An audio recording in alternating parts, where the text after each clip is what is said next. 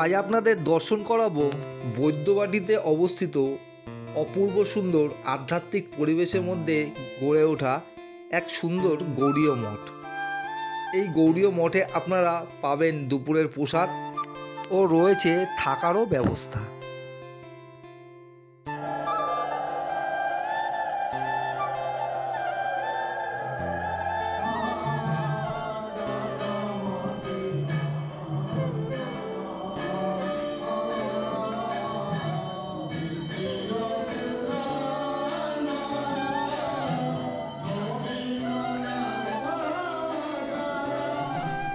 নমস্কার বন্ধুরা, আরও একটা নতুন ভিডিওয়ে আপনাদের সকলকে জানাই স্বাগত।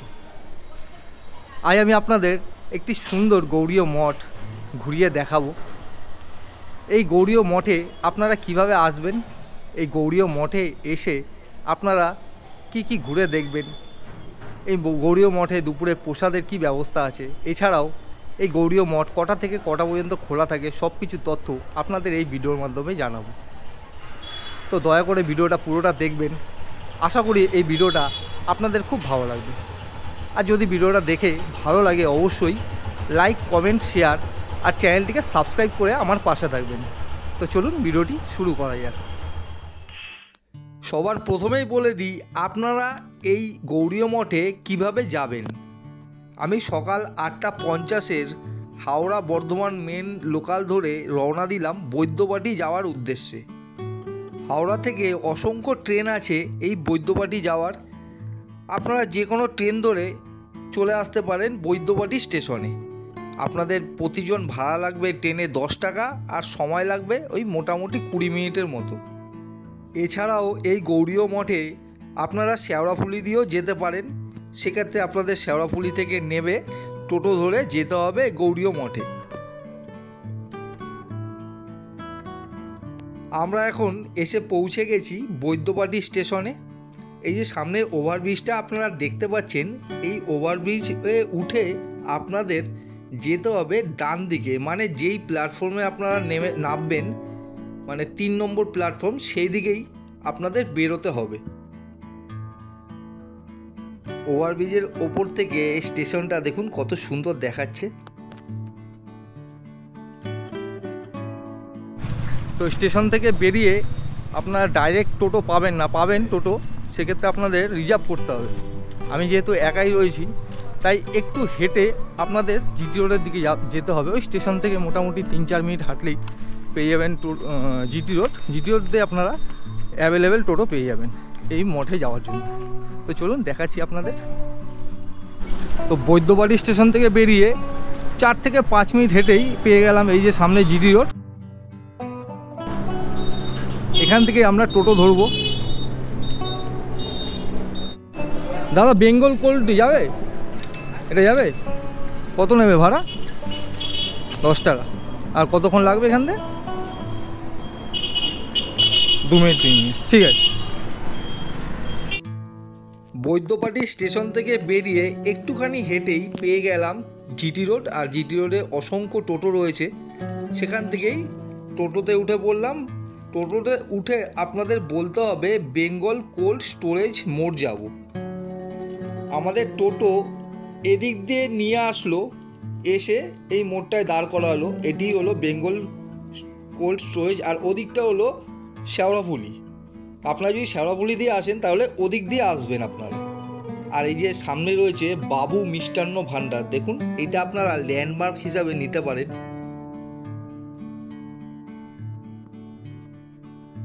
এই দেখতে পাচ্ছেন বাবু মিষ্টান্ন ভাণ্ডারের পাশ দিয়ে যে রাস্তাটা চলে গেছে, এই রাস্তাটা ধরে 1 মিনিট হাঁটলেই আপনারা পেয়ে যাবেন এই গৌড়ীয় মঠ।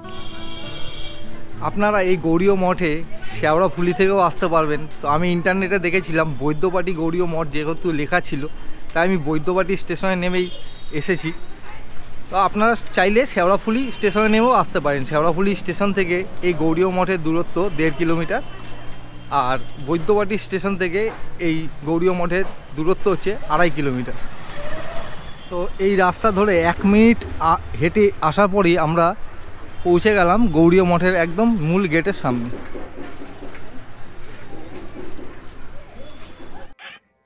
আমরা এখন এসে পৌঁছে গেছি শ্রী মাধব জিউ গৌড়ীয় মঠের মূল প্রবেশদ্বারের একদম সামনে। মূল প্রবেশদ্বারে রয়েছে এক বিশাল বড় লোহার গেট। তো লোহার গেট থেকে প্রবেশ করলেই আপনারা পেয়ে যাবেন এই গৌড়ীয় মঠ। মূল প্রবেশদ্বার দিয়ে প্রবেশ করে খানিকটা অবাক হয়ে গেলাম, এত সুন্দরভাবে মন্দিরটা কারুকার্য করা রয়েছে যে আপনারা সামনে দিয়ে দেখলে বুঝতে পারবেন। আর ঢুকেই আপনারা দেখতে পাবেন ভগবান বিষ্ণুর চতুর্থ অবতার নৃসিংহদেবের একটি অপরূপ সুন্দর মূর্তি এখানে রয়েছে। আর পুরো মন্দির এই রকম কারুকার্য করা রয়েছে, যা দেখতে অপূর্ব লাগছিল।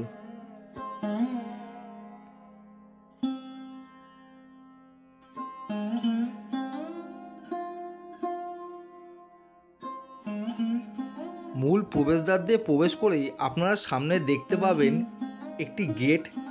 এই গেটটি মূল গেট সামনেই দেখতে পাচ্ছেন, কিন্তু এখন এই গেটটি বন্ধ থাকে, তাই পাশ দিয়ে আরেকটি রাস্তা আছে। এই রাস্তা দিয়ে গেলে আপনারা প্রবেশ করতে পারবেন মূল মন্দিরে।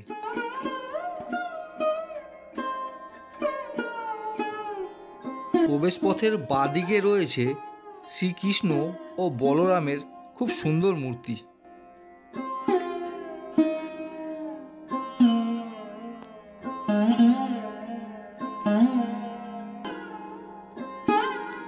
প্রবেশপথের ডান দিকে রয়েছে এই গৌড়ীয় মঠের সুন্দর বাগান। এই যে দেখতে পাচ্ছেন, অপরূপ লাগছে।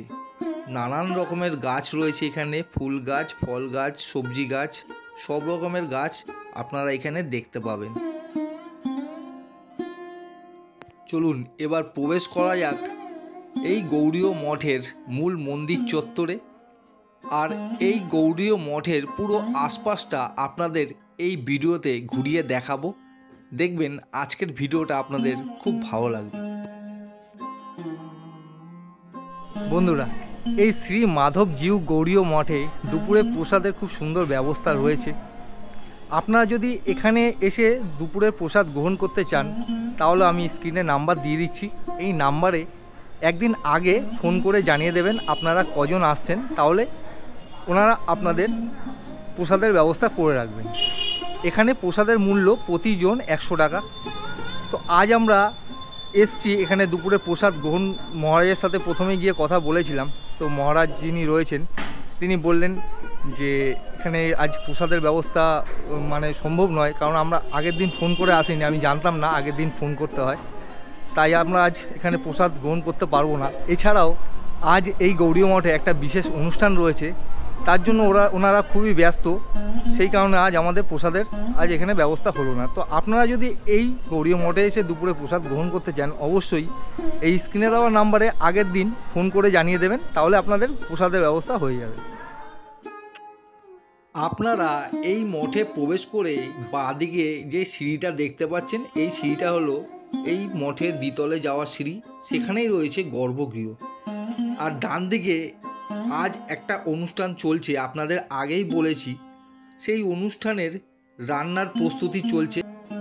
কদিন আগেই ছিল জন্মাষ্টমী, সেই জন্মাষ্টমীরই যে নন্দ উৎসব রয়েছে, সেই নন্দ উৎসবের অনুষ্ঠানটাই আজকে চলছে।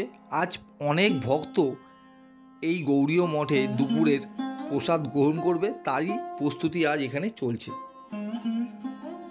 বড় বড় অনুষ্ঠানে এই রন্ধনশালাতেই রান্না করা হয়, আর প্রতিদিন রান্নার জন্য আলাদা রন্ধনশালা রয়েছে, সেটি আপনাদের দর্শন করাবো।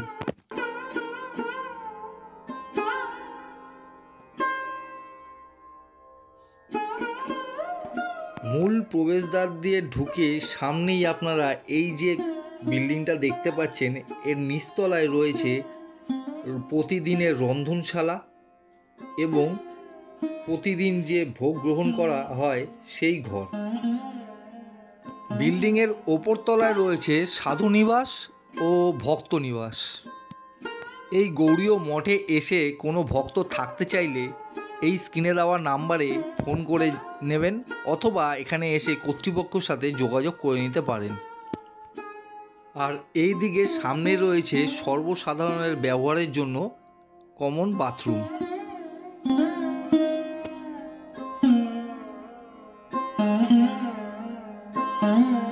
গেট থেকে প্রবেশ করে এই যে গেটটি আপনারা দেখতে পাচ্ছেন, এই গেটটি পাবেন, এটি এখন বন্ধ থাকে।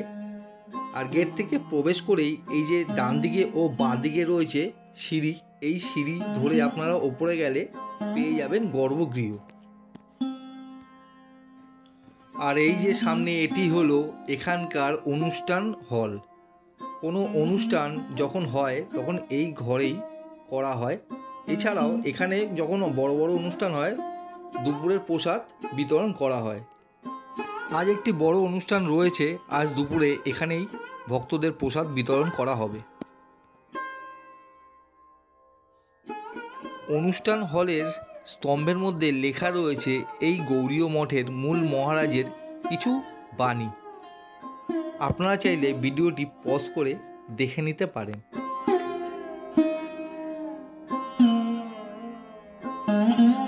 এইবার আমরা যাব এই গৌড়ীয় মঠের দ্বিতলে, যেখানে রয়েছে সাধু নিবাস, অতিথি নিবাস এবং মূল গর্ভগৃহ।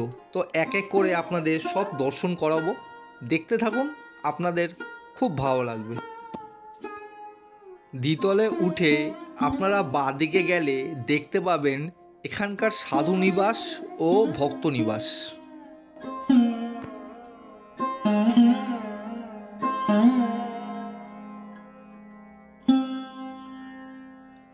এবার আমরা দর্শন করব এই গৌড়ীয় মঠের মূল মহারাজের শয়নকক্ষ আর ওনার লেখা কিছু বাণী।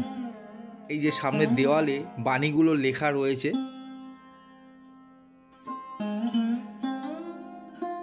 আর এর ঠিক পাশেই রয়েছে মহারাজের শয়নকক্ষ।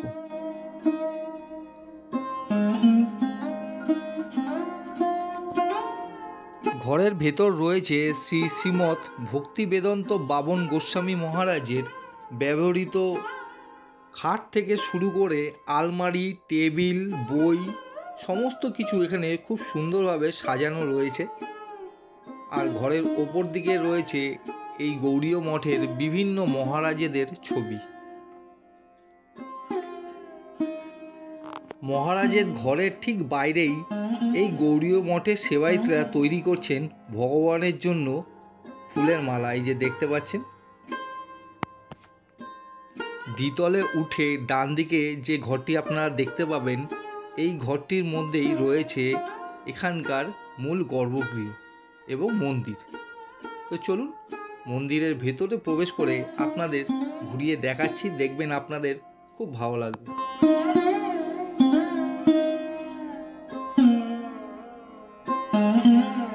মন্দিরের ভেতরে প্রবেশ করে খানিকটা অবাক হয়ে গেলাম, মানে এত সুন্দর কাজ করা রয়েছে এই মন্দিরে। আর মন্দিরের উপর ঝাড়বাতিটা দেখুন কত সুন্দর লাগছে।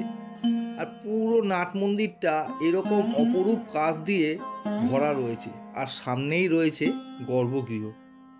আপনারা এই মন্দিরে আসলে আপনাদের এই মন্দিরের কারুকার্য মন কাড়বেই, এটুকু আমি নিঃসন্দেহে বলে দিতে পারি। আর যেহেতু বিশেষ অনুষ্ঠান আছে তাই মূল গর্ভগৃহের গেট বন্ধ করা আছে, তো আপনাদের বাইরে থেকেই দর্শন করাচ্ছি। গর্ভগৃহের ভেতর অপূর্ব সুন্দর কাঠের সিংহাসনের মধ্যে রাধা মাধব ও গৌরসুন্দর বিরাজমান। আর বাঁ পাশে রয়েছে এই গৌড়ীয় মঠের মূল মহারাজ শ্রী শ্রীমৎ ভক্তিবেদান্ত বামন গোস্বামীর একটি সুন্দর মূর্তি। আর ডান দিকে রয়েছে আরেকটি রাধাকৃষ্ণের সুন্দর বিগ্রহ। এছাড়াও রয়েছে গোপাল ঠাকুরের বিগ্রহ।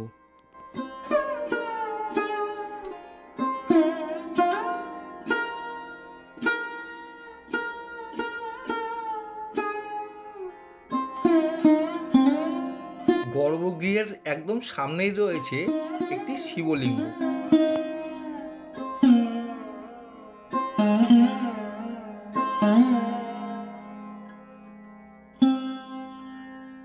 গর্ভগৃহের সামনেই রয়েছে প্রণামী বাক্স। আর এই হলো পুরো নাট মন্দির চত্বর। দেখুন পুরো নাট মন্দির এবং পুরো মন্দিরটাই ছোট ছোট কাজ করা রয়েছে, খুবই সুন্দর লাগছে। নাট মন্দিরের মাঝখানে আপনারা এইরকম একটি ঝাড়বাতিও দেখতে পাবেন, যা দেখতে অপূর্ব লাগছে। দেখুন,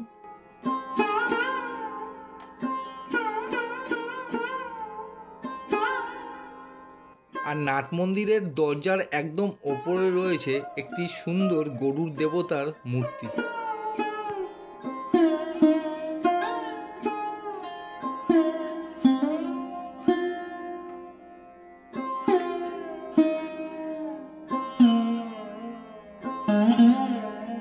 নাট মন্দিরের বাইরেটা এরকম দৃশ্য, এই যে দেখতে পাচ্ছেন, ডান দিকে ও বাঁ দিকে এইরকম শ্রীকৃষ্ণর বিভিন্ন লীলাগুলো এখানে ফুটিয়ে তোলা হয়েছে।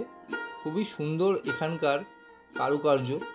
পুরো মন্দিরটা সুন্দর সুন্দর কারুকার্য দিয়ে করা রয়েছে।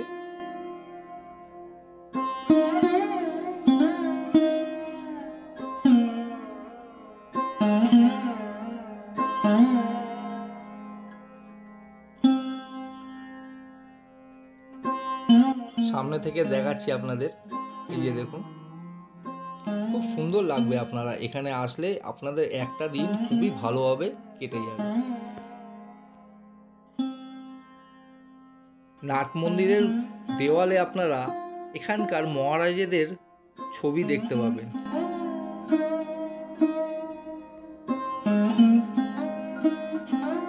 আর এই যে নাট মন্দিরের দেওয়ালে যে ছবিগুলো আপনারা দেখতে পাচ্ছেন, এনারা হলেন এই মঠের জমির দাতা।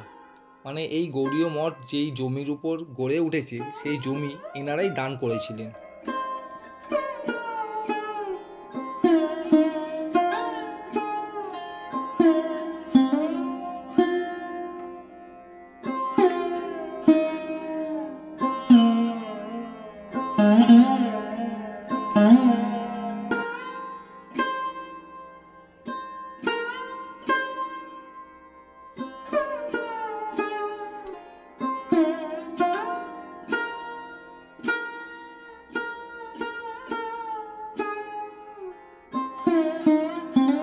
পুরো নাট মন্দিরটা আপনাদের ওপর থেকে দেখাচ্ছি, দেখুন কতটা সুন্দর দেখাচ্ছে।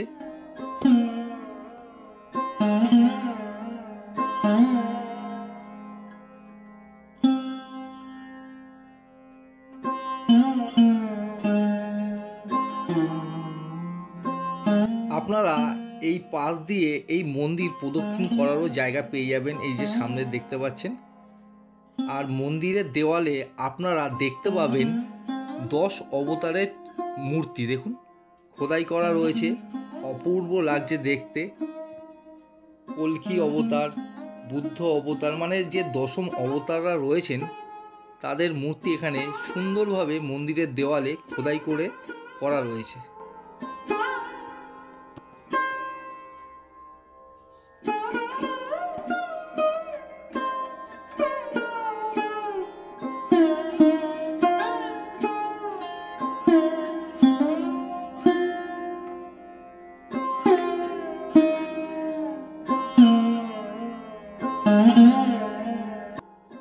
এবার আমরা চলে এসেছি এই গৌড়ীয় মঠের 3 তলায়। এখানেও রয়েছে সাধু নিবাস আর রয়েছে যজ্ঞকুণ্ড, তো সব আপনাদের দেখাচ্ছি। আর এই যে দেখতে পাচ্ছেন 3 তলা দিয়ে আপনারা এই গৌড়ীয় মঠের চূড়াটা দেখতে পাবেন। দেখুন কত সুন্দর দেখাচ্ছে। নিচ থেকে কিন্তু আপনারা এটা ভালোভাবে দেখতে পাবেন না, তো একদম ছাদে আসলে আপনারা এটা দেখতে পাবেন।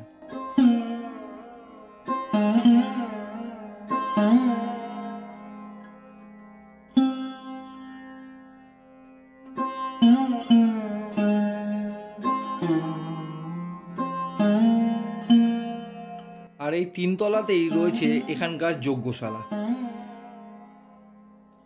আর সামনে যে ঘরগুলো রয়েছে এগুলো হলো সাধু নিবাস, এখানেও সাধুরা থাকেন। ভগবানের প্রসাদ আমাদের দেওয়া হলো, তো আমরা প্রসাদ গ্রহণ করলাম।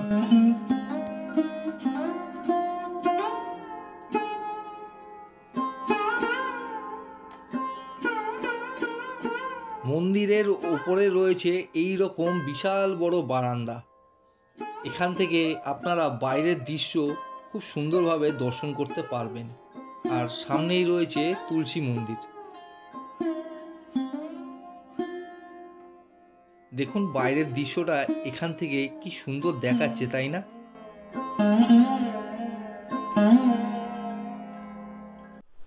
তো বন্ধুরা, দুপুর 12:30টার সময় এই গৌড়ীয় মঠে ঠাকুরের ভোগ আরতি হবে। তারপর এখানে যারা ভোগ গ্রহণ করবে তাদের মধ্যে ভোগ বিতরণ করা হবে।